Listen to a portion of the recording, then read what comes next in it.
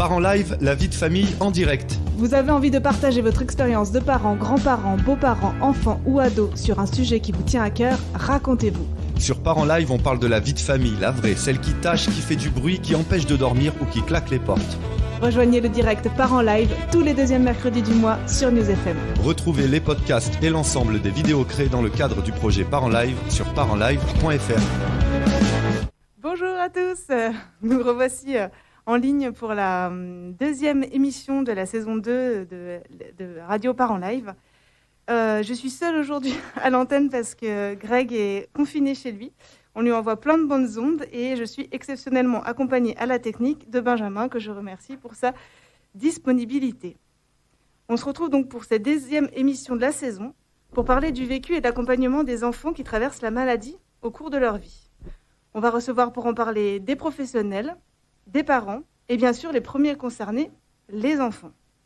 Notre premier invité est pompier, il s'appelle Étienne, il exerce depuis 18 ans à Sassenage et il intervient dans l'agglomération grenobloise et le Vercors.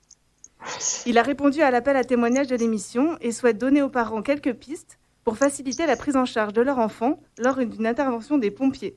Donc il nous appelle via Skype. Étienne, est-ce que tu nous reçois ? Je vous reçois. Cool, super, ça marche, c'est parfait. Donc toi, tu avais envie de partir des exemples un peu classiques d'un traumatisme au parc ou d'une chute d'un bébé pour expliquer un peu, Voilà. enfant, vous, ce qui va vous faciliter le travail en tant que pompier quand vous intervenez auprès d'un enfant. Donc je te laisse dire la suite. Bonjour à tous déjà. Donc nous, oui, en fait, quand on intervient sur les enfants, forcément, très très souvent il y a les parents. Et en fait, beaucoup le comportement des parents, en fait, conditionne un peu les conditions de l'intervention. Donc on prend par exemple l'accident au parc, l'accident de vélo banal avec une grosse douleur au bras. Bon bah voilà, il y a très de fortes chances qu'il y ait un petit bras cassé. Le problème, c'est que si papa ou maman panique, et ben en fait l'enfant panique. Alors ça devient des fois très compliqué parce que les enfants, les parents communiquent la peur sur les enfants. Les enfants ont quand même relativement peur des uniformes, des pompiers, du SAMU. Et pour nous, la réaction des parents va jouer énormément. Donc, il faut... Donc, par exemple, en termes de conseils, qu'est-ce qui est intéressant de dire quand on appelle au téléphone pour s'il y a eu un accident ? Qu'est-ce qui est le plus important ? Alors, ça sert à rien d'extrapoler. Il faut rester factuel. C'est voilà, mon enfant est tombé en vélo, il a mal au bras, il est tordu, il est pas tordu, il est tombé dans les pommes. Et à partir de là, nous, on aura déjà quelques infos avant de partir. On saura si on part pour une suspicion de fracture ou si c'est juste une petite douleur. Ça va aussi faire qu'on prendra un certain matos. Voilà, donc ce que vous me disiez, en fait, faut rester le plus simple possible. Il faut éviter de paniquer au téléphone. Parce que le problème, c'est les parents ont souvent tendance à soit en dire trop, soit pas assez, parce que sous l'émotion, faut aller vite. Et du coup, des fois, on n'a pas les informations. On part pour des cas, des fois, qu'on a l'impression bénin, et le bras il est tout tordu, donc il y a une belle fracture, ou même une fracture ouverte. Et du coup, on n'est pas optimum dès le départ. D'accord. Donc, faut rester simple, faut dire ce qui se passe, ce qui s'est passé, ce qui se passe actuellement. Et comme ça, en général, avant d'arriver, on a déjà un peu les infos qui nous vont bien et on peut prendre en charge plus facilement. D'accord. Et vous me disiez, vous, quand vous intervenez sur place, il y a toujours une personne, un pompier qui est dédié justement à l'accompagnement des parents pour avoir les infos, récupérer le carnet de santé. Et à ce moment-là, pour les parents, s'il y a peut-être trop d'émotions, c'est à cette personne-là qu'il faut pouvoir poser des questions. Oui, voilà. En général, donc on intervient sur l'agglomération grenobloise, on est à 3, très très souvent. Donc il va y avoir les 2 équipiers qui vont s'occuper de l'enfant et en général le chef d'agrès qui dirige l'intervention, lui va plus se rapprocher des parents pour tout avoir les renseignements sur la santé, sur ce qui s'est passé, les circonstances. Et donc du coup, en général, il y a quand même une personne dédiée pour l'accompagnement des parents. Les parents restent très rarement seuls sur une intervention qui touche leur enfant. Il y a toujours quelqu'un pour leur expliquer ce qui se passe, ce qui va se passer, où on va aller, et répondre à toutes leurs petites questions, leurs petits tracas. D'accord. Et est-ce que les parents peuvent accompagner leurs enfants dans l'ambulance? Alors, oui. Nous, de toute façon, nous, on préfère. Là, en ce moment, les circonstances sont un peu particulières. Donc, sur les tout petits, il n'y a aucun souci. Sur les ados, on est un tout petit peu plus réticent. Mais en général, on prend quand même les parents si les enfants sont mineurs. Mais oui, pour les petits, bien sûr que l'enfant, la seule personne qui peut refuser quelqu'un dans l'ambulance, ça sera le médecin du SMUR, parce qu'à partir du moment où il y a un médecin du SMUR, c'est lui qui prend toutes les décisions. Mais nous, les pompiers, oui, bien sûr, on demande même à ce qu'un parent nous accompagne. D'accord. Est-ce que vous D'une, pouvez... pour rassurer l'enfant, et nous, c'est aussi plus facile de traiter, quoi. D'accord. Vous pouvez préciser ce que c'est le SMUR pour les auditeurs, s'il vous plaît? Le SAMU. Le D'accord, très bien. SAMU, donc, qui est en général composé avec un médecin, une infirmière et un conducteur, au minimum. Après, il peut y avoir des anesthésistes. Pour, par exemple, sur les menaces d'accouchement, on peut aussi avoir une sage-femme dans un SMUR. On peut avoir différents corps de métiers médicaux, mais en général, c'est un médecin, une infirmière, un conducteur. C'est le SAMU, tout bêtement. D'accord, très bien. Merci pour toutes ces infos. Nous, on a un fil rouge cette année sur les émissions Parents Live, c'est la question de la place des papas. Est-ce que vous avez pu constater une façon de gérer des papas particulière quand il y a des accidents comme ça pour les enfants? Alors, les papas, c'est toujours très compliqué. Parce que soit le papa, il est aussi stressé que la maman. Et là, on a deux parents stressés. Parce qu'en général, quand même, faut être honnête, les mamans sont plus stressées. Alors, des fois, c'est le papa qui fait un peu le tampon, qui est un peu plus calme, un peu plus posé. Et des fois, c'est les deux. Donc, les papas, c'est tout ou rien. On va dire que les papas, c'est soit ils sont à fond, même des fois, bon, c'est un peu compliqué. C'est plus difficile de gérer le papa que la maman. D'accord. Et des fois, en fait, c'est lui qui va poser un peu, qui va calmer tout le monde, qui va pas forcément calmer son enfant, mais qui va calmer sa compagne. Ouais.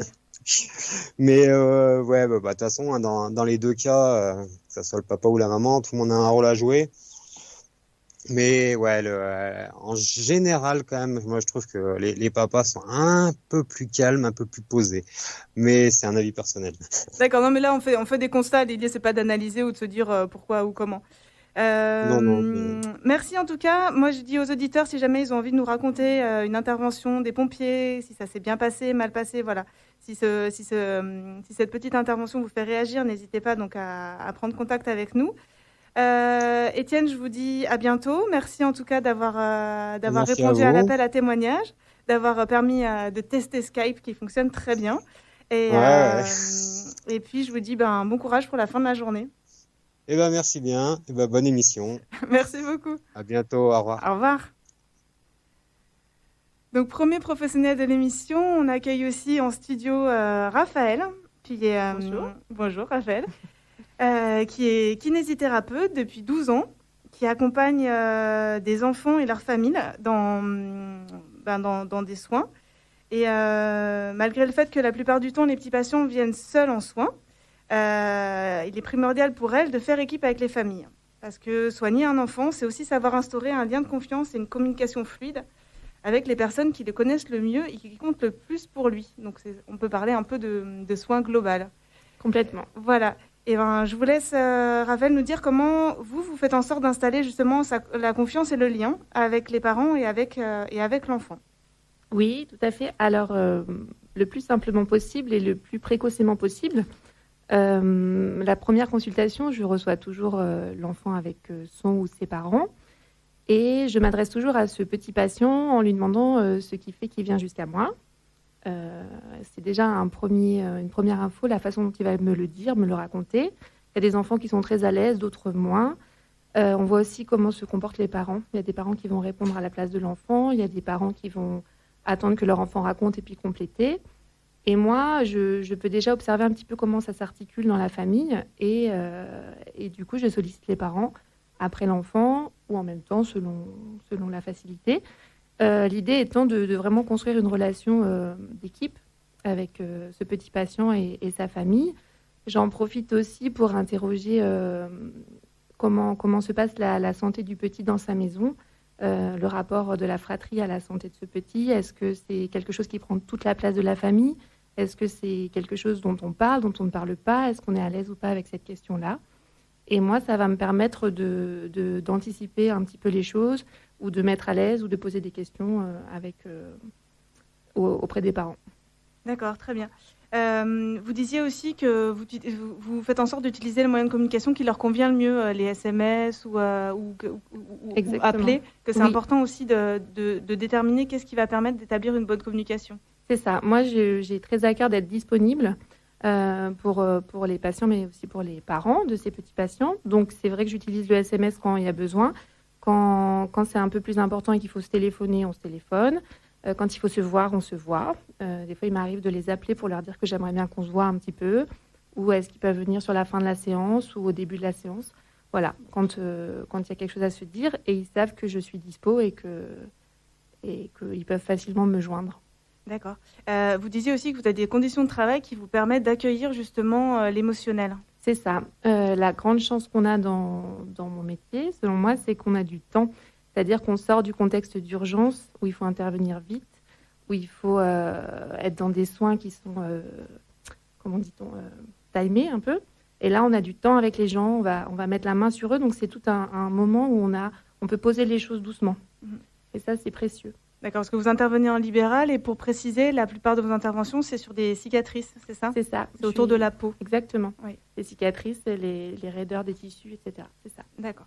Donc c'est dans ce cadre-là que vous accompagnez, que vous soignez Anna Maria, qu'on aura en deuxième partie d'émission. Qui est une petite fille qui a été brûlée à 23% de son corps et grande brûlée. C'est ça. D'accord. Quand on échangeait aussi, vous me disiez que le professionnel et le temps du soin, ça pouvait aussi être un moment précieux pour l'enfant. Oui. À la fois au niveau physique, parce qu'il en ressort avec un mieux-être, mais à la fois au niveau émotionnel. Du coup, est-ce que vous pouvez nous en dire plus sur cette partie-là de votre travail ? Sûr. Alors, techniquement, au niveau physique, oui, parce que concrètement, quand on va poser les mains sur ce corps de ce petit patient, l'objectif, c'est de lui donner de l'espace, de lui donner de la liberté dans ses tissus, dans sa peau, dans ses muscles, dans ses mouvements, de lui redonner un petit peu cet espace-là. Donc déjà, c'est un moment précieux technique pour lui. On va l'aider à réinvestir ce corps qui a été accidenté ou blessé ou malade. Contraint aussi, dans le cas d'Anna Maria, par exemple, par des corsets, par des appareillages divers. Complètement, des masques, des compressifs, etc. Oui, on va enlever l'appareillage, donc c'est aussi un moment qui est fort parce qu'on les libère de ce carcan un petit peu et on les aide à rebouger sous contrôle au début et puis petit à petit, le carcan s'allège. Et donc ça, c'est vraiment précieux et le corps, il raconte beaucoup de choses aussi. Donc il y a des fois, quand on libère un petit peu les petits patients, il y a plein de choses qui sortent. Même les grands patients d'ailleurs, ça marche aussi avec les adultes. Et c'est vrai que pour les petits, c'est un moment privilégié pour raconter des choses qu'on ne dit pas forcément à papa et maman, parce que on représente, je pense, cet adulte qui est référent santé, donc on a de la confiance. Si en plus on a bien fait ce lien de confiance avec les parents, ils savent qu'ils sont en sécurité, et en même temps, ils n'ont pas besoin de me protéger moi. Donc, il y a des petits patients qui ont besoin de protéger leurs parents ou qui ont peur un petit peu de les rendre tristes ou de leur faire peur ou d'être encore une fois un sujet de questionnement parce qu'ils se rendent compte que c'est pas facile. Et du coup, nous, on est un petit peu là pour entendre ce qui n'est pas forcément possible de dire pour eux chez eux. Très bien. Vous disiez aussi que des fois, il y a des parents et des enfants qui ont pas forcément la même attente au niveau du soin. Oui. Et que du coup, ça, c'est aussi votre rôle de pouvoir ménager à la fois les attentes de chacun, de l'un et de l'autre. C'est ça, ils ne vont pas forcément au même rythme. Oui, j'évoquais une petite qui avait une cicatrice de chirurgie cardiaque. Et elle était vraiment dans un souci de mouvement. Et sa maman, elle était vraiment dans un souci d'esthétique de cette cicatrice qui monte sur le sternum, qui monte assez haut et qu'on peut voir dans l'ouverture d'un t-shirt. Et c'est vrai que l'enjeu pour moi, c'est d'entendre les deux, parce que c'est toujours cette équipe qui va fonctionner, et du coup d'un petit peu négocier, de parler aux deux, et d'avoir un moment où je vais travailler vraiment la peau technique, et puis c'est important, de toute façon c'est mon travail, mais de prendre aussi le temps d'accompagner cet enfant, que tout le monde ait la sensation d'être écouté aussi. Ouais, on le verra tout au long de cette émission. L'écoute et la communication, c'est vraiment la clé, autant pour les enfants que pour les parents et avec les professionnels. Et est-ce que j'entends que des fois aussi, ce moment où l'enfant est pris en charge dans un cadre de confiance par le professionnel, ça peut être un moment pour le parent particulier de pause, par exemple, ou en tout cas où on peut lâcher Complètement. Il y a des mamans, c'est leur pause, et puis c'est même verbalisé des fois. Et puis je pense aussi que c'est un soutien parce que là on peut parler de ce qui se passe, du grave un petit peu sans pathos quoi, avec des mots simples, on peut le dire, on va pas forcément, enfin, moi j'écoute, je vais pas forcément me forcer à donner des réponses parce que des fois il y en a pas, et en même temps voilà, s'il y a une sécurité, et ça je pense que c'est important pour les parents. C'était revenu aussi dans les témoignages de parents, c'est Armel qu'on va attendre un peu plus tard, mais qui disait que des fois avec ses proches, on a souvent aussi cette tendance à devoir rassurer et que c'est aussi une charge en fait. Complètement. Et que quand on est avec un professionnel, au moins on parle des choses qui se passent là maintenant pour son enfant, avec quelqu'un qui connaît et qui n'aura pas de charge émotionnelle trop forte. C'est ça, complètement. Très bien. Et toujours, on va revenir sur cette question de la place des papas dans la prise en charge de la santé. Qu'est-ce que vous avez pu constater, vous, dans votre cabinet? Comment ça se passe? Alors, moi, je vois plus les mamans. C'est un fait. Il y a des papas que je n'ai jamais vus, mais il y a aussi des mamans que j'ai jamais vues. C'est plus rare, mais j'ai aussi des papas qui viennent tout seuls. Je sais, c'est peut-être une question d'organisation ou pas. En tout cas, quand il y a un papa qui vient, j'en profite. Donc, donc je l'emmène voir la salle de soins, comment on travaille, etc. Pour l'intégrer aussi dans ce soin-là. Parce que c'est vrai aussi qu'on ne parle pas tous adultes de la même façon de la santé de nos enfants. Et il y a des personnalités. Et moi, dans ma pratique, c'est beaucoup les papas qui n'osent pas forcément en parler. Et c'est à moi aussi d'aller les chercher pour qu'ils puissent dire des choses. Très bien, d'accord. Et vous, donc, vous êtes maman. Et est-ce que le fait d'avoir vous-même un petit garçon, ça a changé quelque chose dans votre pratique et dans votre appréhension de la vie de famille et des parents? Complètement. Je pense que la réponse est claire. C'est clair. Je pense que je suis un peu plus... Je pense que c'est plus fin. Je pense que c'est plus juste. Je pense que je me sens plus légitime aussi. Je pense que je redécouvre aussi ce que c'est qu'un enfant et où il en est. Donc, par rapport à mon petit patient, je pense que je suis meilleure pour lui. Et puis, pour ses parents aussi, parce que je vais anticiper les questions, je vais aborder des sujets, je vais les mettre à l'aise sur des questions qu'on se pose tous. En tant que parent, oui. Voilà. Parce que des fois, on se pose des questions, puis on n'ose pas les dire. Hein. Et donc, j'essaye un petit peu de créer cette fluidité-là pour que ça sorte. Très bien. Ok. Oui, ce qu'on se disait aussi dans les échanges, c'était que du fait d'être soi-même parent, on se met moins d'emblée à la place de l'enfant et on a plus facilement en tête ce que peuvent être les préoccupations des parents. Et que du coup, quand les parents en face ont cette impression-là aussi qu'on est dans le même bateau, on sait ce que c'est. On fait équipe. Encore une fois, on fait équipe. C'est ça. Voilà. Eh ben super, merci Raphaël pour ce témoignage, cette intervention qui pour moi est centrale et permet vraiment de définir ce qui peut être une relation de soins, on va dire, efficace, fluide et bienveillante. Voilà. Et on pense aussi à tous les soignants qui, comme vous dites, n'ont pas forcément le temps, sont dans des contextes d'urgence et qui sont en souffrance parce que il n'y a pas cette communication, il n'y a pas ce temps donné à accueillir l'émotion. Voilà. On y revient à cette histoire d'émotion. C'était les échanges avant l'émission avec Armel. Qu'est-ce qu'on fait de l'émotion dans nos sociétés? On pourra peut-être en faire une émission de radio, mais en tout cas, je trouverais ça passionnant comme sujet. Voilà. Et ben, écoutez, on vous retrouve tout à l'heure parce que vous allez accompagner Anna Maria pendant son témoignage. Et puis, on va passer à Armel. Bonjour Armel. Bonjour. Et merci de nous donner la parole. Ouais, et ben, c'est super important. C'est une émission qui a été préparer quelque chose sur la santé des enfants, c'est quand même particulier, c'est quand même un sujet qui est chargé et vraiment, j'ai pu avoir des échanges très complets, à la fois très authentiques et sur cette question qui m'ont vraiment permis de pouvoir aborder les choses comme vous aviez envie de le faire et du coup, je crois qu'on va avoir une émission qui va vraiment donner à voir ce que c'est d'être parent, d'être enfant et de traverser Merci beaucoup. ce moment de la maladie.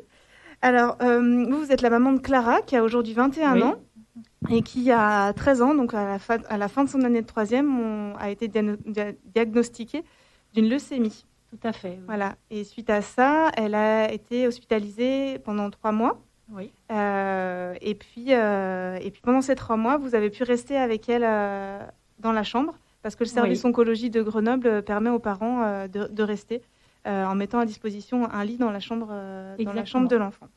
Est-ce que vous voulez compléter déjà cette petite présentation ? Non, ce que je peux dire, c'est que... oui, je complète, pardon. Ce que je peux dire, c'est qu'effectivement, c'est très important, cette possibilité d'être présent, quand c'est aussi des papas qui restent, puisque... Surtout, j'allais dire le vendredi soir et le samedi soir, par exemple, qui passent la nuit avec leurs enfants, parce que le reste du temps, souvent, ils travaillent. Et que c'est vraiment c'est indispensable pour les parents comme pour les enfants. De pouvoir avoir la présence de son parent au quotidien et pendant la nuit aussi, j'imagine. Exactement, dans des cas de maladie très graves comme ça, c'est rassurant aussi pour tout le monde. Voilà. Donc vous avez eu la chance de pouvoir être près d'elle parce que on en avait échangé, vous aviez arrêté de travailler un petit peu avant, pour d'autres raisons. Mais Tout à fait. Ça faisait 1 an et demi à peu près que je ne travaillais plus. Je cherchais à m'intégrer dans un bénévolat, à donner du temps pour les autres, puisque j'en avais. Et puis, il y a eu le diagnostic de cette leucémie. Et c'est très bien tombé finalement, parce que j'ai pu effectivement m'occuper de ma fille. Et quand tout à l'heure vous parliez du rôle des papas, c'est vrai que là, de manière naturelle, c'est moi qui ai beaucoup plus prise en charge toute cette partie médicale, puisque j'étais beaucoup plus disponible. Très bien. Comment vous avez vécu cette période dans votre lien direct avec votre enfant ? Qu'est-ce qui s'est passé quand votre ado de 13 ans, qui était censé prendre son envol, passer au lycée, être hospitalisé pendant 2 mois et vous vous retrouvez dans une proximité qui n'était pas forcément anticipée. Oui, alors là, on renoue le cordon ombilical, comme j'ai l'habitude de dire. C'est vrai qu'il y a d'abord le coup de massue, l'annonce de la maladie. Ça, c'est très, très fort, très intense. Dans les liens avec les enfants, on parlait tout à l'heure de protection, que les enfants essayaient de protéger, mais c'est incroyable. Les enfants, en tout cas ma fille, elle pensait sans arrêt à nous. C'est-à-dire, effectivement, allez vous reposer, vous en avez besoin, alors que c'était elle qui vivait dans son corps la maladie. Et puis, je trouve les enfants ont une énergie absolument incroyable et c'est ce qui nous porte. Alors après, je veux dire, dans le ressenti, effectivement, Clara, elle était adolescente, donc elle aurait dû s'envoler. En tout cas, elle était en recherche de son autonomie, de sa prise d'indépendance vers sa vie d'adulte. Et puis, d'un seul coup, je l'ai retrouvée blottie dans mes bras parce que physiquement, elle en avait besoin. Elle a été en réa pendant 15 jours, lui faire les massages des jambes, des pieds. Nous, de notre côté, on avait aussi besoin de ce contact avec elle parce qu'à un moment, elle n'était plus consciente et donc c'était un moyen d'entrer en contact avec elle. Donc tout ça, c'est excessivement fort. C'est fort pour l'enfant et c'est très fort aussi pour les parents. Enfin, pour moi, ça a été très, très, très intense, on va dire, dans ces liens. D'accord. Et comment ça se traduit aujourd'hui, cette histoire-là, après 7 ans ? Eh bien, écoutez, les liens sont toujours très, très, très forts. Et Clara, alors, après les 2 ans de traitement, après le bac, elle a souhaité partir. Je crois qu'elle avait besoin justement de retrouver cette autonomie qu'elle n'avait pas pu prendre plus tôt. Ouais, elle nous l'expliquera tout à l'heure. Voilà, elle vous l'expliquera. Et en fait, elle est partie. Ça a été très, très difficile. Mais bon, il fallait la laisser prendre son envol. Mais les liens sont restés excessivement forts. Voilà, c'est encore maintenant, on a besoin de se retrouver, on se téléphone pratiquement tous les jours. Alors il y a des périodes où c'est nettement moins, suivant comment elle se sent. Mais on sent que dès qu'il y a quelque chose qui est un peu difficile à vivre pour elle, elle a tout de suite besoin effectivement de retrouver le cocon familial et l'écoute. En tout cas, voilà, la famille est vécue comme un cocon, un lieu de protection, un lieu où on peut s'exprimer. Tout à fait. Voilà. Tout à fait. Très bien. Par rapport au lien avec les professionnels, qu'est-ce qui vous a permis, était primordial pour que vous vous sentiez en confiance ? Que ce soit à l'hôpital ou après dans les suites, dans l'hospitalisation, quand c'était une hospitalisation de jour ? Eh bien, c'est toujours l'écoute. Leur écoute. L'écoute de toutes les questions qu'on a pu poser. Puis c'est vrai que moi, j'en avais beaucoup, mon mari aussi, Clara aussi. Donc de sentir effectivement des gens qui nous entendaient, qui ne pouvaient pas forcément répondre à tout, mais qui nous le disaient avec franchise. Et quand il y avait le moindre doute, on pouvait l'exprimer. Et puis, il y a tous les personnels aussi, soignants, non soignants, et qui étaient d'une gentillesse extrême, je veux dire, avec nous, qui étaient très attentifs. Et ça aide énormément à se retrouver dans ce climat de confiance. Vous disiez aussi, quand vous avez des doutes sur un traitement, vous avez pu être entendu. Voilà, on a pu en parler, effectivement. Les professionnels eux-mêmes se posaient la question et ils nous en ont parlé. On a pu s'exprimer. Et c'était, voilà, je dis vraiment être entendu, c'est le cas de le dire. Très bien. Donc, vous êtes également présidente de l'association Locomotive, qui accompagne les enfants, les parents et les fratries au sein du service oncologie pédiatrique de l'hôpital Couple-Enfants de Grenoble.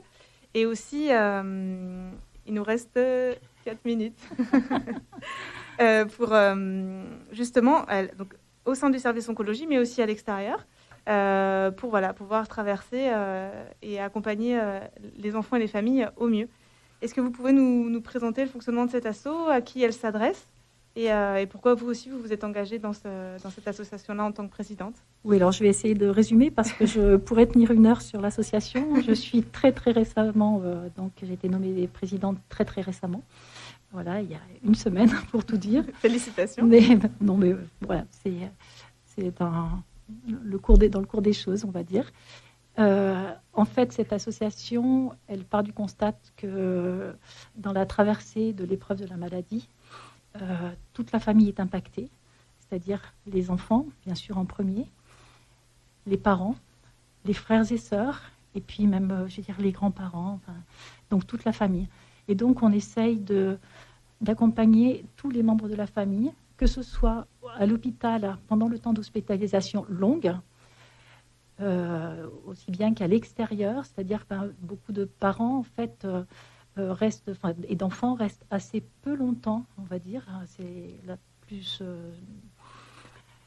rester 2-3 mois, bien sûr, ça arrive, mais il y a beaucoup de familles, en fait, qui vont rester pendant 1 semaine, 10 jours, le temps du diagnostic et de la pose de tout ce qui est ce qu'on appelle les portes à 4 pour mettre les chambres implantables pour les chimios, etc.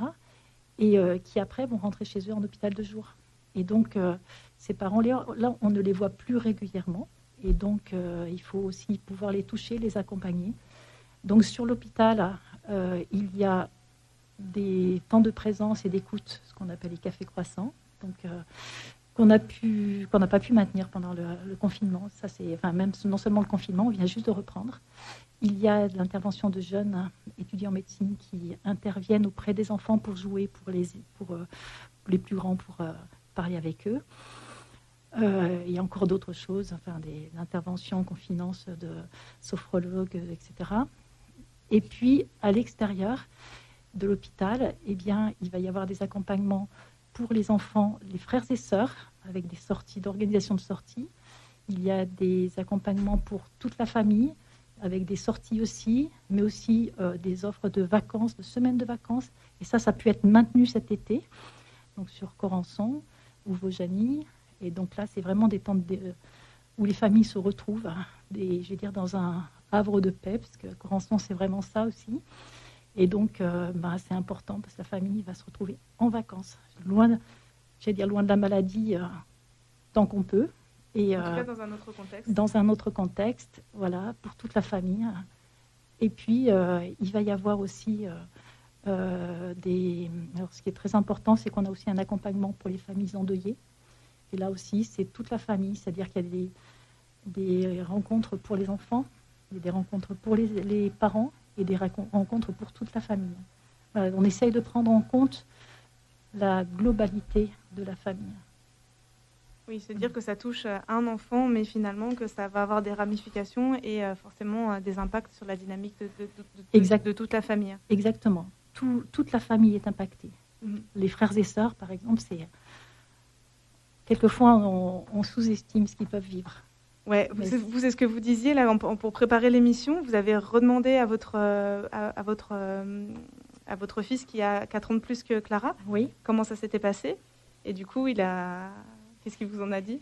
Ce qu'il m'en a dit, c'est qu'il s'était protégé de tout ce qui était émotionnel, parce qu'il n'en avait pas le contrôle. et qui s'était réfugié dans d'autres choses, des jeux vidéo, des choses comme ça. Après, il a été, Clara pourra le dire, il a été aussi présent, mais ce côté émotionnel, il l'a mis à distance. D'accord. Voilà, chacun réagit comme il peut. Ouais, Dire. Voilà, on a tous c'est vrai que quelquefois, c'est difficile d'accepter les réactions des autres quand ce ne sont pas les mêmes que les siennes. Ouais, vous donnez cet exemple avec votre mari au moment de l'annonce du diagnostic aussi. Oui. Je ne sais pas si vous voulez en parler, pas forcément, mais... Écoutez, si, moi, c'est vrai que sur le moment, j'étais très surprise parce que moi, j'étais à l'hôpital et que j'étais au moment... on ne savait pas exactement ce qui nous tombait dessus. Voilà, c'était... L'avenir tout basculait. Et mon mari, lui, qui avait prévu une sortie en montagne ce jour-là, est parti en montagne. Je crois mais il a eu besoin de se ressourcer, lui, pour pouvoir affronter. Parce qu'après, c'était un papa très, très présent, très actif, qui a complètement pris son rôle, son plein rôle de papa. Et de mari, j'allais dire aussi, c'était important. Mais bon, je veux dire, il a eu besoin de ce temps. Et moi, sur le moment, je n'ai pas compris. Je me suis dit, mais qu'est-ce qui se passe, quoi ? Qu'est-ce qui se passe ? Et puis, j'ai pu en parler avec la psychologue du service. Pour moi, ça m'a énormément apporté. Et voilà, c'était... chacun réagit à sa manière. Et justement, si l'association a été fondée, c'est grâce à un médecin, qui est le collègue Dr Bachelot, qui est décédé, qui était oncologue, oncopédiatre à Grenoble, et qui avait vu la détresse, justement, des familles, des couples qui explosaient, cette incompréhension. Et donc, il a demandé à des parents et des soignants de fonder l'association pour justement donner la parole, libérer la parole et pouvoir confronter ce que l'on vit avec les autres parents. Parce que finalement, il y a beaucoup de points communs quand même. Ouais. Et oui, ce que vous me disiez aussi quand on échangeait pour préparer l'émission, c'est que vous faites partie des familles que la maladie a rapprochées. Mais bien évidemment, il y a aussi des familles dans lesquelles justement ça fait tout exploser, vous l'avez dit. Et j'en reparlerai en fin d'émission, mais c'est important aussi là, on aura une certaine facette et un certain vécu de la maladie avec vos témoignages, avec celui de Vanessa et d'Anna. Mais il y a bien entendu 1000 autres façons de le vivre. Et on pourra refaire des émissions pour avoir aussi encore d'autres témoignages. Je crois qu'on a beaucoup de choses à dire sur le sujet. Voilà, on pourrait rester très très longtemps. Ouais. Oui. Benjamin, est-ce qu'on a Clara avec nous qui a entendu sa maman au téléphone ? Bonjour Clara. Bonjour ma grande. Ouh là là, l'émotion commence à monter dans le studio là. Non mais elle a déjà failli me faire pleurer. Allons-y, on a le droit. J'ai oublié les paquets de mouchoirs sur la table, mais ça aurait été bienvenu. Clara, du coup, vous avez 21 ans, vous êtes vous faites des études pour être musicienne intervenante. Vous avez commencé votre parcours par une licence à Strasbourg et puis vous êtes depuis, pour la 2e année, je crois, sur Toulouse. C'est ça ? Là, c'est la 3e année. 3e année, oui. Très bien. Ok. Je vais retrouver mes notes. Tout va bien. D'accord. Donc, comme on disait avec Armelle, l'hospitalisation et la maladie, pour vous, ça a été l'occasion de solidifier vos liens avec vos parents, de vous rapprocher, de faire des trucs que peut-être vous n'auriez pas fait si vous n'étiez pas tombé malade, justement à un âge où c'est souvent l'inverse qui se passe. Et pour vous, c'est quoi qui a été le ciment de vos relations pendant l'hospitalisation et après, avec vos parents, puis aussi avec vos frères ou vos sœurs ? Déjà, pendant l'hospitalisation, la présence, évidemment, nuit et jour de ma mère, ça a été très important. Après, j'avais régulièrement la visite de mon frère et pour moi, en tout cas dans mes souvenirs maintenant, comment je le vois, la venue de mon frère, c'était synonyme de jeu. En fait, on est une famille, on aime beaucoup jouer, jeux de cartes, jeux de société. Et vraiment, j'ai associé la venue de mon frère à l'hôpital avec ces moments de jeu. Donc, ça nous a rapprochés aussi en un sens. Après, avec ma mère, voilà, ça a été du coup forcément fusionnel, hein, quand on vit dans la même chambre pendant 3 mois. C'est compliqué de faire autrement. Ouais. Et puis mon père, ça s'est plus traduit après, donc pendant mes années lycée, où j'étais pas à sortir. Genre, j'ai pas fait une crise d'adolescence au lycée. Enfin, si, un peu. Mais je vais pas dire ça parce que sinon je vais me faire disputer après. Comme quoi, si, t'as fait ta crise d'adolescence. Mais il y a des choses que j'aurais pas faites sinon. par exemple, avec mon père qui faisait de l'opérette, je suppose que sans la maladie, au lycée, je serais pas allée faire de l'opérette avec lui. Et, euh, et du coup, voilà, ça nous a rapprochés aussi à l'opérette. On a fait 2 ans de répétition ensemble. Et c'était aussi très important pour moi. Et voilà, à ce jour, j'ai une relation très fusionnelle avec ma mère. Je suis aussi très proche de mon père. Et, euh, et j'ai peu de relations conflictuelles avec mon frère, ou du moins on arrive en tout cas à bien s'entendre et à profiter des choses ensemble. Et du coup, malgré ce que vous dites, ce cordon ombilical qui s'est renoué, le fait que que vous êtes très proches, vous avez eu besoin, après le lycée, de dire c'est Strasbourg, je pars loin pour faire mes études. Qu'est-ce qui a motivé cette décision? Alors déjà, la licence que je voulais faire existait à Strasbourg ou Bordeaux, donc de toute façon c'était loin de Grenoble. Mhm. Et, euh, et je pense que c'était un peu ma manière de faire ma crise d'ado aussi. Ouais. C'était je prends mon indépendance, je pars. Je précise, C'est le fameux de toute façon à 18 ans je pars de la maison. Bon bah moi c'était à 17. Et je suis partie et je me suis rendu compte petit à petit qu'au final bah oui j'étais partie mais j'étais toujours avec cette relation fusionnelle et que j'étais pas si indépendante que ça. Et que le cordon ombilical, il avait juste fait se rallonger de 500 km. D'accord. Et vous avez pu du coup assumer petit à petit le fait que je suis à distance, mais voilà, mes parents, ça reste des personnes référentes. Ouais. Bah, je crois Et j'ai que besoin la d'eux. Ouais. première année, pas tellement, où je sais pas combien de fois j'ai répété, faut qu'on arrête de s'appeler tous les jours, etc. Puis après, je pense que ma maturité, ça a été aussi d'accepter le fait que oui, on est fusionnel, non, c'est pas péjoratif, et, euh, c'est très bien comme ça. D'accord. Vous vouliez rajouter quelque chose, Armelle?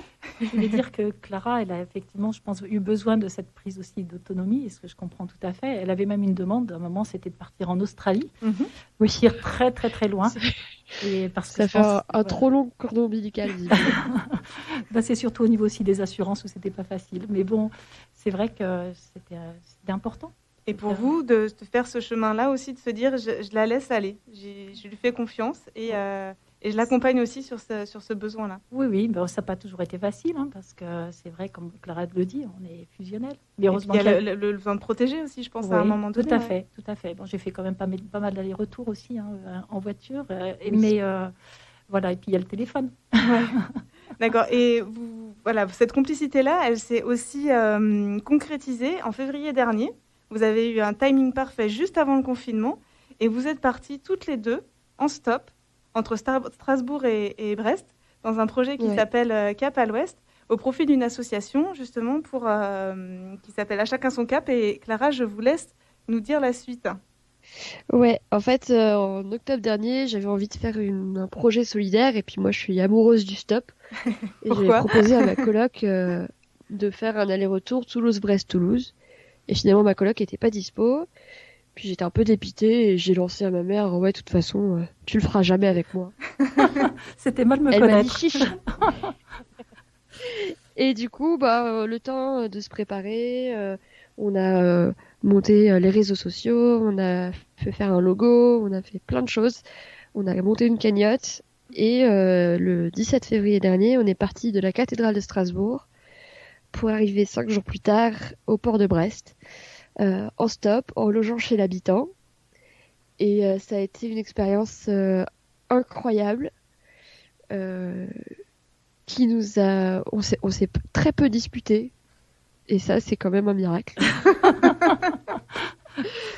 Et ça a été très riche en émotions parce que le stop, quand on est en stop, la plupart des gens qui nous prennent, ce sont des gens qui ont une ouverture d'esprit, qui sont vraiment ouverts d'esprit.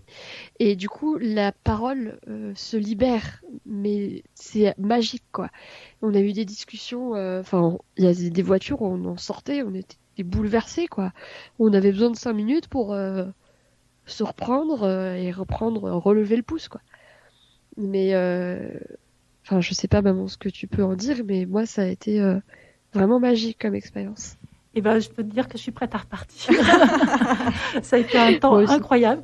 J'avais des doutes, Clara le sait, parce que je suis pas du tout une aventurière dans l'âme, pas du tout. Je suis très casanière, mais on a partagé des moments très très forts, très intenses. Et justement, ce que dit Clara, ces relations humaines dans les 40 voitures qu'on a prises, puisqu'on a pris 40 voitures, ça a été bouleversant et vraiment on a eu beaucoup de chance parce qu'on a traversé la France d'est en ouest et juste au moment où le Covid est arrivé dans l'est, dans l'Oise, on a tout traversé et je veux dire, on avait une bonne étoile au-dessus de notre tête puisqu'on n'a absolument rien eu et ça a été vraiment d'une grande intensité. D'accord.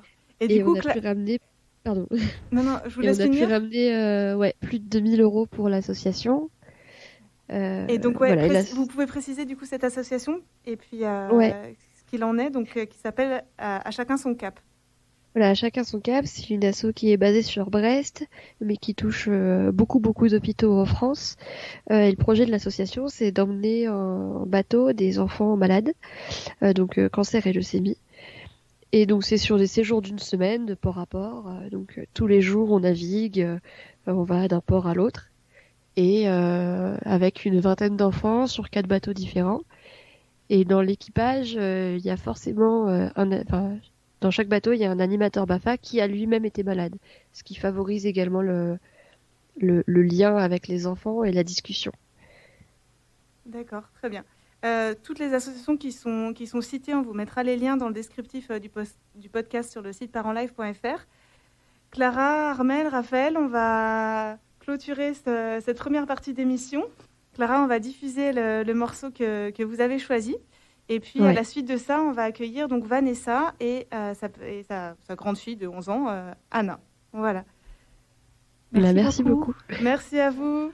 Au revoir, Clara. Au revoir.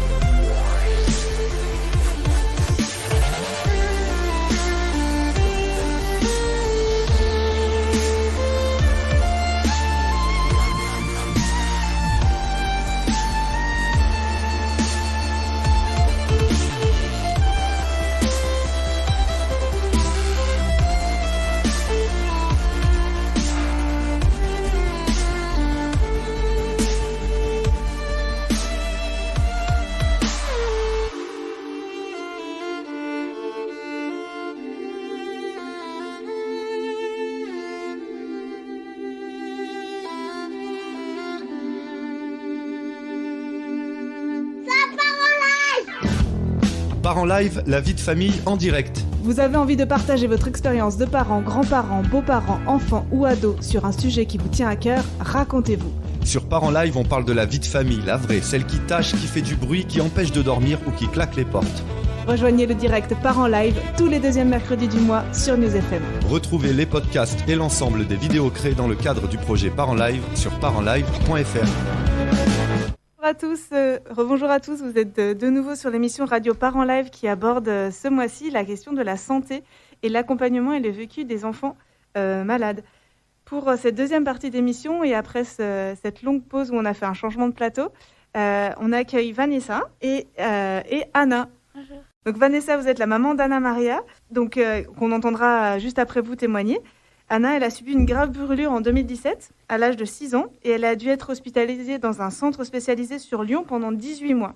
Et comme Armelle, vous avez pu vous organiser pour être auprès d'elle durant la totalité de cette période. C'est ça ? Oui. Donc comment ça s'est organisé ce moment d'hospitalisation pour vous, à la fois au niveau professionnel et à la fois au niveau familial ? Bien, un accident comme ça, on est sûr qu'on n'est jamais préparé pour une chose comme ça. Et ma famille, elle habite à l'Espagne, en Barcelone. Et bien, les premiers mois, ça a été à l'hôpital Saint-Luc-Saint-Joseph. Et là, j'étais à côté d'Anna Maria. Réellement, ils nous ont posé un lit à côté de sa lit. Et on a fait des tours entre mon mari et moi. Mais j'ai aussi une autre fille, Lucia, un an et demi plus grande. Et pour éviter de la laisser toute seule, l'abandonner un petit peu comme ça, j'ai amené premier mes parents de l'Espagne. Je pense que ça a été une semaine après l'accident qu'on a vu que c'est une chose plus longue. Ils sont venus, ils sont restés la plupart avec Lucia à la maison en Grenoble. Et entre mon mari et moi, beaucoup de jours, on était les deux avec elle. Et parfois, c'est moi, ça tournait aussi pour dormir à l'hôpital. Une fois que ça s'est fini, je pense que mon mari il a retourné, on était les deux d'arrêt de travail au moment de l'accident. Et après les premiers mois, je pense que mon mari il est retourné à travailler. Et moi, j'ai continué en arrêt pour 4 mois en plus. Et surtout parce que la brûlure, ce n'est pas comme la plupart des maladies que tu sors de l'hôpital à ta maison. Ça a été tout un processus de compréhension qu'une fois que tu sors de l'hôpital, c'est réellement quand tu vas commencer le processus de guérison. Mm-hmm. Et là, ils nous ont expliqué que tu dois aller à Romain-Ferrari, c'est à côté de Lyon, 20 minutes. Et elle va habiter là. Il y a l'école, il y a tous les soins pour elle. Mais là, c'est pas correct de dormir avec les enfants. Dans la même chambre, en tout cas. Exactement. Ouais. Comme ça, ils ont tout un établissement pour les enfants. Il y a des accidents de brûlure, il y a des accidents orthopédiques et neurologiques aussi, sur différents services. Comme ça, Anna Maria, elle était avec des autres enfants brûlés. Mm-hmm. Et nous, les parents, on peut dormir, mais à la maison de famille. C'est un édifice d'avant où les enfants sont localisés. Mm-hmm. Et ça a été plus long. Et bon, ça a été aller-retour tous les 2 jours ou 3 jours entre mon mari et moi pour ne pas laisser seule Anna Maria. Et aussi, on a tourné les parents, parfois les parents de mon mari avec Lucia, parfois mes parents. Et bien, les premiers 5 mois, ça a été comme ça. Après, j'ai retourné à temps partiel. Heureusement, en France, je pense que ce concept en Espagne, je ne sais pas s'il y a un autre pays qui existe. Mais ici, ça a été vraiment très adapté pour nous, pour moi surtout, parce que j'ai commencé après 5 mois, 50% thérapeutique. Après, j'ai monté 70, après, j'ai monté 80, et après, normal. Mais avec les chances que Schneider Electric, l'entreprise que je travaille, on a le droit de travailler de la maison 12 jours par semaine. Et j'ai profité ces 12 jours pour rester avec Anna. Et après, mon chef de ce moment, que ça a été un très bon soutien pour moi aussi au niveau de l'entreprise. Je pense que ça dépend de chaque chef, non, mais mon chef, il était d'accord pour me transférer à le bureau de Lyon. Et pendant les prochains 9-10 mois que j'ai resté à Lyon, J'ai travaillé la plupart de Lyon ou des centres. Et pour vous, c'était important d'avoir cet équilibre-là entre des moments où vous étiez près de votre fille et puis pouvoir reprendre un peu une activité professionnelle? Ça a été très important parce qu'au moment, il avait un moment que je pensais que je ne pourrais plus travailler. Ouais. Si tu es vraiment très isolé, la vie, c'est trop difficile. Et je pensais, mais avec l'aide de l'état thérapeutique et mon chef surtout, c'est lui qui m'a vraiment donné la main de me dire tu commences à travailler douceur, tu commences à travailler toi seul, tu ne t'inquiètes pas, on est ici pour t'accompagner. Et grâce à ça, j'ai retourné à travailler 100% de travail en 5 mois. D'accord. Vous avez parlé, donc vous avez une plus grande fille qui a 1 an et demi de plus qu'Anna, qui s'appelle Lucia. Comment ça s'est passé pour elle, le fait que vous étiez avec sa sœur, qu'il y ait son papa la plupart du temps avec elle? Vous disiez aussi qu'elle avait une relation très proche avec sa grand-mère, donc qui a été là aussi, et que ça facilitait aussi le fait que vous soyez loin à certains moments. Mais voilà, comment elle a vécu tout ça? Ben, je pense que pour Lucia, ça a été si difficile aussi. Je pense que la relation de mes filles, elles sont 18 mois entre elles. Et ils n'ont jamais été séparés avant cet accident. Ils se lèvent tous les matins, ils jouent ensemble, elles vont à l'école ensemble, font les mêmes activités extrascolaires. Et comme ça c'était la première fois séparés. Et je pense que les enfants, ils font ce monde qu'ils regardent. Et pour Lucia, par exemple, elle a pensé en Anna Maria a beaucoup de chance. Elle a beaucoup de chance parce qu'elle est tout le temps avec maman. Et je suis toute seule ici parce que sans maman. Et pour Anna, elle était aussi la même vision de Lucie a beaucoup de chance parce qu'elle n'était pas roulée, mais aussi elle va à l'école et sa vie, ça continue normal. Et ça a été un moment difficile de faire le travail de que les deux comprennent que l'accident s'est passé à tous, que tout le monde a une chose différente. Et que ce n'est pas facile pour personne non plus. C'est ce qu'on disait avec les invités précédents, que finalement, ça touche toute la famille. Touche toute la famille. Après, je l'expliquais à Anna Maria que Lucia, elle n'est pas en vie normale parce que tous les jours, tous ses amis, tous les professeurs, tous les temps, les demandent comment ça va ta soeur, est-ce qu'elle est mieux. Ils les ont donné tous les jours des cadeaux pour Anna Maria, des histoires, des stickers. Tous les jours, elle a amené des choses pour sa soeur. Et ça lui fait mal aussi à elle parce qu'elle était pour la première fois seule sans elle. Et pour Anna Maria, je pense aussi, c'est tout un entorn nouvel, un lieu totalement différent. Comme ça, oui, ça. Heureusement que ma famille, elle nous a soutenus. Ils sont venus pour donner un petit peu plus de soutien à Carlos, à moi et à mes filles. Vous me disiez aussi que ce soutien était super important au moment de l'hospitalisation, mais qu'à un moment donné, vous avez aussi eu besoin de vous retrouver tous les 4. Ouais. Et vous sentir chez vous aussi, et pas forcément dans un lieu où il y avait beaucoup de personnes qui passaient, ou vos parents, etc. Oui, ça fait un retour de la vie normale et de ta famille. Je me rappelle que surtout, on remercie, non? À la fin, c'est les chances qu'on a les personnes pour nous aider. Mais oui, ça a été bizarre de faire un repas les 4. Parce qu'il avait tout le temps 5, 6, 7 personnes. Qu'est-ce que tu veux manger? Qu'est-ce qu'il veut l'autre? Par exemple, moi, au centre, j'ai passé les premiers 3 mois, c'est que moi qui étais avec Anna de lundi à vendredi. Et là, c'est une chambre avec un lit, et c'est tout. Et je n'avais pas un canapé ni rien du tout. Et quand j'arrivais à ma maison, je voudrais voir quelque chose et ça a été difficile de s'adapter. D'accord, très bien. Rapidement, le lien avec les professionnels, je sais que vous avez eu un peu des différends avec notamment les soins infirmiers que vous estimez qui n'étaient pas forcément faits au mieux pour Anna. Comment vous avez pu en parler avec l'équipe et comment ça s'est résolu cette histoire? Moi, je pense que guérir des enfants, c'est très facile pour un centre. Pour guérir un enfant, oui. Parce que les enfants, ce n'est pas des adultes. Ils te disent, ça me fait mal, ce n'est pas possible ça, est-ce que tu m'as fait mal? Les enfants, ils ont la confiance à les professionnels.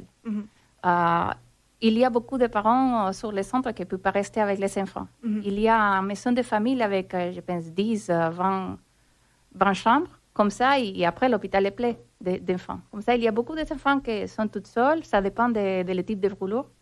Mais pour moi, la brûlure d'Anna Maria était très compliquée au niveau du cou, des bras, de las articulations.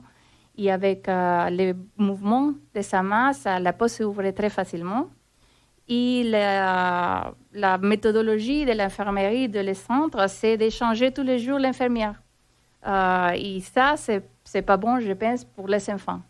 Parce qu'un jour, si c'est un soin que c'est facile, qu'elle va arriver vite et c'est une chose petite, ça marche. Mais quand il est plus compliqué, il y a des particularités, que ça les fait mal, qu'elle a fait une allergie à quelque chose. Ils sont en fiche avec les dates et les choses qu'elle doit poser à l'enfant, mais il n'y a rien qu'il dit pas faire ça ou écouter l'enfant. Les infirmières, ils n'écoutent pas trop qu'est-ce que l'enfant dit parce qu'il sait qu'est-ce qu'elle doit faire. D'accord. Et bien, ça prenait du temps. Au moment où j'étais interdite d'entrer à l'infirmerie, je dois parler avec le directeur de que ça, c'est pas possible, parler avec les médecins, le docteur Guillot, qui m'a compris, nous a aidé à régulariser les choses avec les infirmières. D'accord. Vous avez pu avoir un lien avec le supérieur hiérarchique. Oui. Et du coup, ça s'est résolu. D'accord. Maintenant, on va passer à l'association que vous avez montée suite à l'accident d'Anna Maria, qui s'appelle Little Super Heroes, dans un anglais magnifique. Est-ce que vous pouvez nous en parler rapidement? Puis après, bien sûr, on laissera la parole à Anna. Bien, notre association, elle est née de cet accident, de ma besoin, surtout de trouver l'espoir, de trouver des soutiens. Je me trouvais très seule au moment de l'accident. J'ai recherché sur les sites web des brûlures et choses comme ça et j'ai trouvé que des histoires trop lourdes. Et je n'ai pas vu une évolution de les enfants si facile pour me remettre à voir qu'est-ce que ça peut devenir. D'accord. Vous aviez besoin de pouvoir vous projeter dans l'avenir et ce que vous voyez sur Internet, ça ne vous permettait pas de vous dire d'avoir de l'espoir, quoi. Exactement. Okay. Et c'est pour ça qu'on a fait notre association première pour faire la prévention, parce qu'après, tu vois toutes les choses avec des huiles différents. Et tu regardes quand les gens prennent les cafés, et les cafés, c'est 80% des accidents de brûlure. Le café, il est où il a la cuisine. Et tu dis, c'est difficile comme maman de rester sur un hôpital pour 1 an et demi. Et toutes les semaines, tu regardes un maman nouvelle qui vient, qu'est-ce qui s'est passé? Le café s'est tombé sur les bras de ma fille. Le café s'est tombé sur la jambe. Et j'ai cuisiné les frites et c'est tombé les huiles sur la... Et c'est la même histoire. Toutes les semaines, et il arrivait au moment, je pense que ça a été après 4-5 mois, que j'étais mieux psychologiquement, que j'ai dit, je dois faire quelque chose. J'ai commencé avec une petite présentation, avec une page sur Facebook et avec l'aide de la fondation de Schneider Electric. J'ai monté une association officielle et on fait des ateliers à les écoles. On a fait un circuit de prévention l'an passé au Parc Pamistral. Cette année, il était annulé pour le Covid. On va retourner à faire ce type d'interaction avec le public une fois que le Covid s'est passé. Parce que réellement, c'est démontrer à tout le monde, de sensibiliser, de comprendre que le café, c'est si dangereux comme... les feux, en fait, les gens ont plus peur des feux que des choses, de les liquides chauds. Ouais. Et 80%, c'est les liquides chauds qui réellement fait des brûlures. Et vous disiez aussi que vous faites un travail autour du regard des autres en postant des photos des enfants qui ont été brûlés et en montrant aussi leurs brûlures, leur corps, leur peau, aussi pour que le regard s'habitue et puis que on puisse aussi voir qu'ils sont beaux et que c'est des enfants qui sont pleins de vie, etc. Que c'est un travail important aussi, la photo. Avec l'association, on a vu aussi que on laisse l'espace à les enfants brûlés qui vont partager ces histoires. Il est venu des amis d'Anna Maria qui nous ont dit on veut partager, on les partage ses propres histoires. Je pense que c'est important pour les enfants de s'approprier de son histoire et de sortir le mieux de son histoire parce qu'il devient réellement Little Super Heroes. C'est pour ça qu'on appelait comme ça l'association, parce que pour moi, on pense que Little Super Heroes, c'est Superman, et pour moi, non, tous ces enfants qui passent toutes ces choses le jour à jour, ça devient admirable, toutes les choses qu'ils passent. Et on laisse cette opportunité, mais aussi, ils se donnent le soutien avec ça, parce qu'ils regardent les enfants qui avancent, qu'ils sortent et qu'ils deviennent et qu'ils veulent faire n'importe quoi. Les brûlures, c'est pas que la vie, c'est fini. Non, c'est seulement une épreuve et tu la passes. D'accord. Je crois qu'Anna, elle va pouvoir nous en parler de ça, du fait que d'avoir pu rencontrer d'autres enfants qui ont été brûlés également au centre Romain Ferrari, ça a été une expérience très forte. Oui. Je te laisse prendre la parole, Maria. Raphaël, si vous voulez vous rapprocher, vous vous mettez là où vous vous sentez le mieux. Donc, Anna, pendant l'hospitalisation au centre, comment ça s'est passé avec les autres enfants? Pourquoi ça a été si important pour toi, justement, de vivre avec des personnes et des enfants qui avaient eu le même accident que toi, le même sort de brûlure? Parce qu'on se comprenait. On comprenait pourquoi on était triste, pourquoi on était en colère. Et quand il y en avait un qui partait et qui améliorait, on le félicitait. D'accord. Ok. Et on s'aidait. Ouais. Et c'est des enfants que tu revois encore, c'est ça, régulièrement? Oui, Ouais. parfois de temps en temps. Et il y en a, par exemple, qui te donnent vraiment beaucoup d'espoir et qui te disent, ah bah oui, si elle réussit à faire ça ou à bouger de telle façon ou se mettant sa peau à la tel ou tel aspect, moi, ça te donne de la confiance, ça te donne de l'espoir? Oui, à une petite qui n'a pas mon âge, elle a eu un accident beaucoup plus grave. Mais je suis très amie avec elle. Parfois, elle m'admire un peu. Parfois. D'accord. Très bien. Et du coup, comment ça s'est passé quand tu es retournée à l'école, hein? Comment ça s'est passé le regard des autres? C'était difficile parce D'accord. que j'aimais pas, que c'était un peu le centre d'attention, que tout le monde regardait. Du coup, après, on a fait des exposés sur les brûlures, sur les accidents domestiques. Et après, ils ont fait quelques questions et après, ils ont arrêté de regarder. Et c'était comme avant. Ils ont pu poser des questions au lieu de regarder. En fait, parler Ouais. plutôt que regarder avec un regard de qu'est-ce qui se passe. Toi, ça te fait du bien. T'as pas Oui. de mal à parler devant quelqu'un de ce qui t'est arrivé, mais t'aimes pas qu'on te regarde sans te poser de questions, c'est ça? Oui. D'accord, ok. Et du coup, ces ateliers de prévention, toi, quand tu les fais, tu les fais pourquoi, justement? Pour prévenir, pour arrêter les regards et pour que les autres puissent le faire. Pour d'autres dans leur école puissent le faire. Comme ça sera plus facile pour eux. D'accord, pour que d'autres enfants qui ont été brûlés puissent retourner dans leur école plus facilement. Oui. D'accord. Et t'as quoi, par exemple, comme question? Quelles questions peuvent te poser les enfants, des fois, en atelier?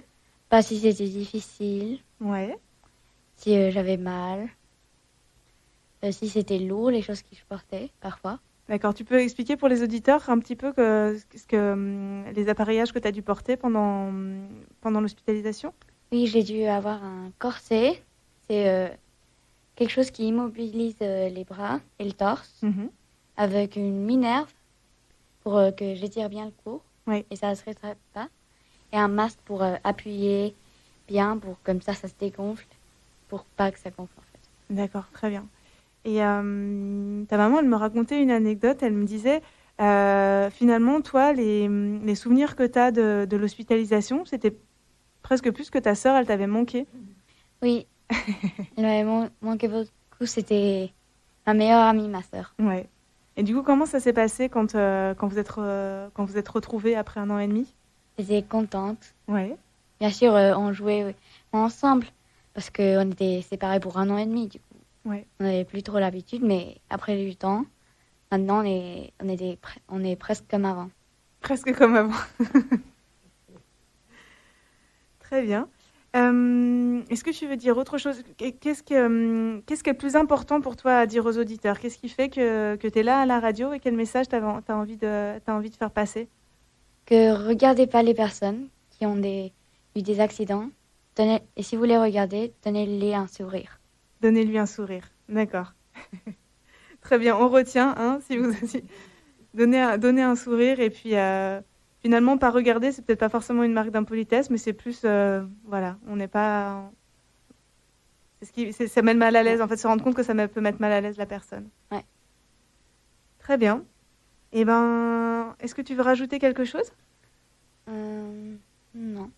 Je te proposerais de jouer un petit morceau de guitare juste après la conclusion de l'émission, D'accord. si tu en es d'accord. Oui. Comme ça te laisse le temps de prendre ton instrument et puis de te préparer. D'accord. Donc l'émission touche à sa fin. On remercie très très vivement Étienne, Raphaël, Armel, Vanessa, Clara et Anna pour leur témoignage. Bien entendu, ces témoignages, ils reflètent que la réalité de ces familles en particulier. Et on pense bien évidemment aux parents qui n'ont pas eu d'autre choix que d'aller travailler, aux mutuelles qui n'ont pas pris en charge le dispositif d'accueil au sein des maisons des familles, également aux familles monoparentales ou à celles qui ont une fratrie nombreuse ou en bas âge. Et Armelle l'a bien redit, on sait que cette épreuve, ça amène aussi certains couples à se séparer et les liens, plutôt que de se resserrer, se distendent. Alors on vous rappelle que si vous écoutez l'émission et que vous voulez partager votre histoire, on se déplace pour vous enregistrer et créer un podcast avec votre témoignage pour compléter toutes les histoires qu'on vient d'entendre et puis pour montrer le vécu des familles sous toutes ses facettes. Vraiment, dans toutes ces histoires, moi, ce que je retiens, c'est qu'on retrouve la présence et l'amour inconditionnel des parents sur lesquels les enfants ils viennent s'appuyer pour affronter la maladie et aussi l'engagement des professionnels pour offrir un cadre de soins le plus personnalisé et le plus adapté possible. Finalement, l'écoute, la communication, le dialogue, c'est aussi ça qui fait la guérison, tant chez les petits que chez les grands. Vous pourrez retrouver donc toutes les ressources citées et les liens vers les sites des associations présentées dans le descriptif du podcast qui sera en ligne d'ici la fin de la semaine. Media Kids, qui est un dispositif porté aussi par l'association La Petite Poussée, a réalisé un petit reportage sur l'histoire d'Anna Maria que vous pouvez retrouver sur mediakids.fr, rubrique Les médias. Et nous, on se retrouve le mercredi 18 novembre à 13h pour donner la parole au papa. La question de la place des pères, c'est notre fil rouge de travail et de réflexion cette année, avec des projets variés pour encourager le partage d'expériences. On vous en dira plus le mois prochain. Merci pour votre écoute et pour vos retours, commentaires ou précisions. Vous pouvez nous écrire sur parenlive.fr@gmail.com. Merci encore à tous nos invités et je laisse la parole à la guitare d'Anna Maria. Merci.